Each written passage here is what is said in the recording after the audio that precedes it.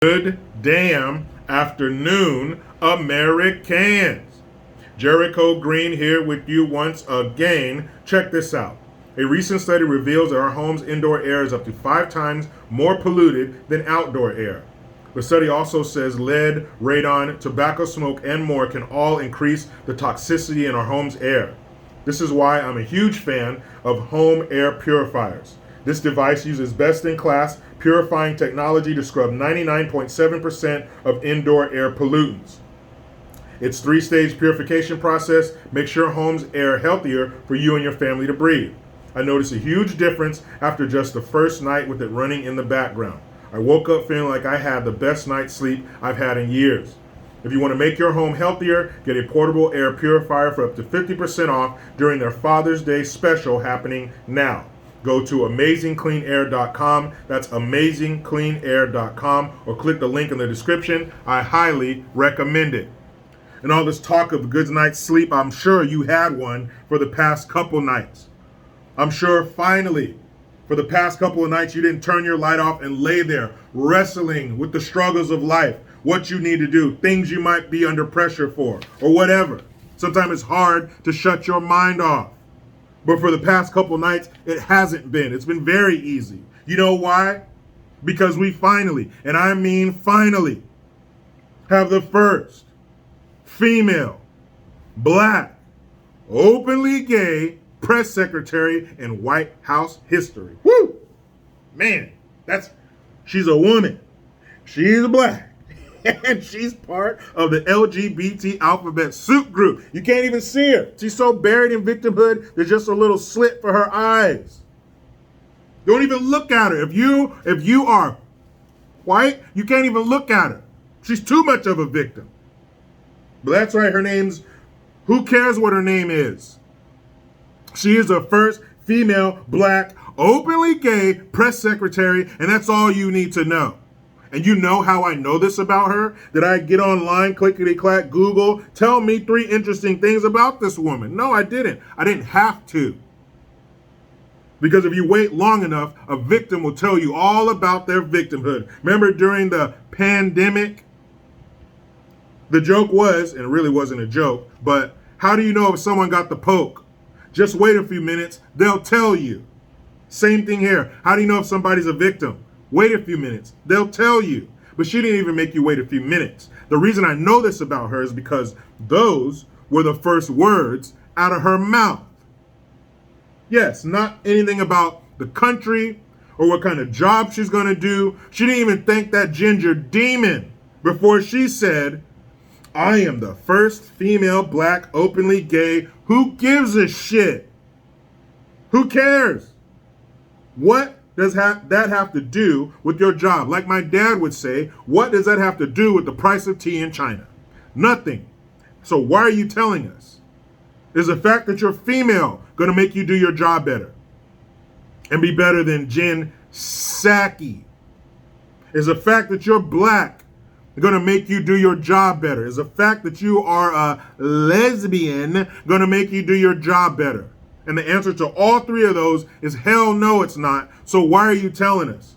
And what's funny is, shout out to Peter Ducey. And he must have had a tough time coming up through school with that last name, but it's okay, man. We're all grown-ups now. Nobody makes fun of your name. But Peter Ducey dropped a deuce on her first day in office. And Peter Ducey is not coming with these crazy, complicated calculus problems. All right? He's not coming to you with nothing crazy you can't handle. All he's saying is the president said that raising taxes on the billionaires and making them pay their fair share, how is that going to help inflation for the average everyday person? And she went off talking about global warming, or climate change now, sorry. Climate change and fuel efficiency. What the fuck are you talking about? Are you saying that Americans should go out and buy electric cars? Well, that's a novel idea as long as they weren't 30 to 40,000 more than a gas-powered car. And it was sad, man. For a second, I came close. So close. I came close to feeling sorry for her because she was, stumped. She looked totally unprepared.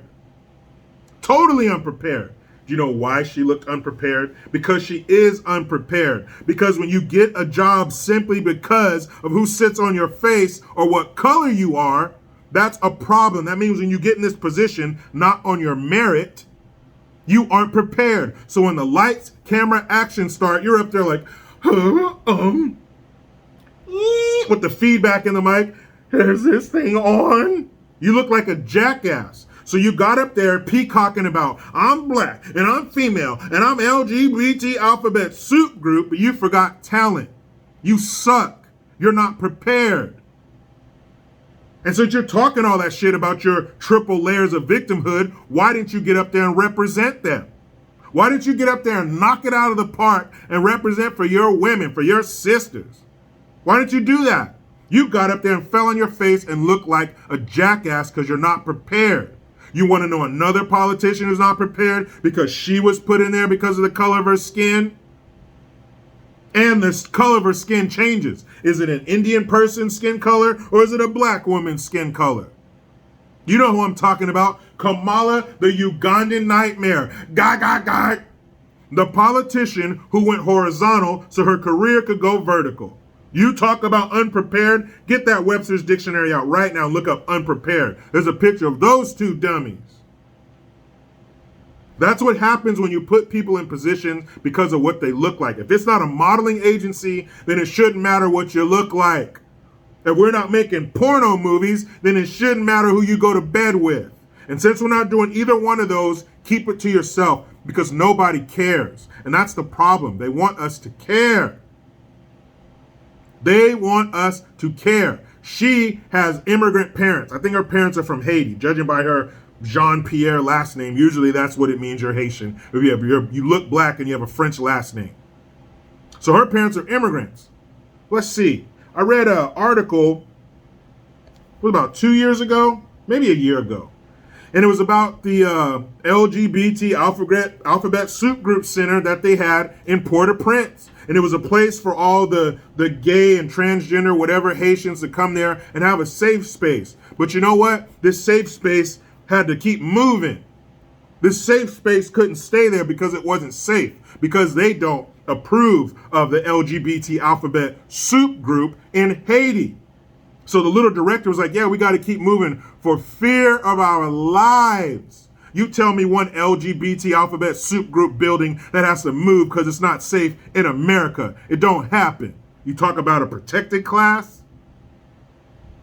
So you're sitting there from Haitian parents and you're a lesbian? What are the chances that your parents accepted you? So you took that hole of non-acceptance and you carried it with you into the world. Now you're going to make us accept you. But we don't care. This is called a public forum. Who you sleep with and what sex you are means nothing.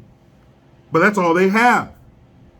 So Peter Ducey, keep deucing on top of her until she quits because you're unqualified. All you do is talk in circles. Remember that thing, the salad shooter? That's what her and Kamala are salad shooters. All they do is spit out word salad that don't mean shit. They will say 1,000 words and say nothing. The first words out of this woman's mouth is that I'm the first black openly gay press secretary. Who gives a shit?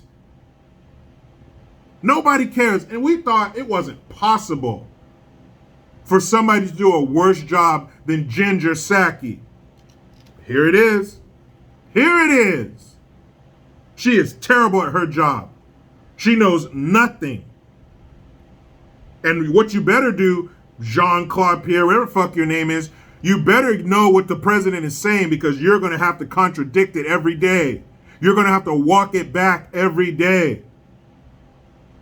I wonder if she's wearing those Hokas, or maybe she has some Air Maxes or something. Something is comfortable on her feet because she's going to do a lot of walking back. She's going to have to look like that dude. Remember Village of the Crazies and Jim Cotta? The one guy who had a head facing this way and a head facing that way? You ever hear about that tribe or that town or whatever, that village in India where they have to walk around with masks on the back of their head to keep the tigers from rolling up on them from behind? That's what she's going to have to do because she's going to do a lot of walking back. Because that fool's liable to say anything. But just know that this is proof that getting somewhere not based on your merit, but solely on how you look or who you sleep with, this is picture perfect unpreparedness. She's not supposed to be there. She's not qualified. She should have just stayed there filling in for Ginger Saki when she was coming down with the sweet and sour sniffles, even though she's been quadruple poked. Telling you, get a room full of those perverted Hollywood writers, put a gun to their heads, they couldn't come up with this shit. But you know how it goes. I try to be done with the left, but they just won't let me. Please subscribe. Hit that notification bell because every time it rings, a piece of shit lefty cries. Utilize the Linktree link. Get your ass over to JerichoGreen.net. I am Jericho Green. Man, I'm out.